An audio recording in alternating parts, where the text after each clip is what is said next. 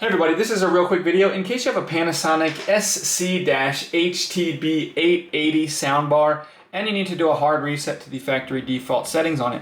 Now you might want to do this for one of two reasons. The first one is troubleshooting. If you're having issues with this soundbar not connecting to your device or not pairing or syncing with Bluetooth or any kind of issues where it's not working, a hard reset can fix a lot of those issues.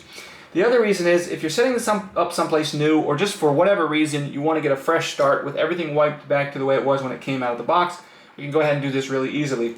The system needs to be turned on, and with the system on we're just going to come and find the power button and press and hold it for at least 4 seconds while looking at the display. And once the display pops up showing reset on the display, we can go ahead and let go, and then we can turn the unit off, turn it back on, and it will turn on in its factory default settings, so we can go ahead and just set it up, reconnect it, and everything like that as though we're setting up a brand new soundbar. Thanks a lot for watching. Have a great day.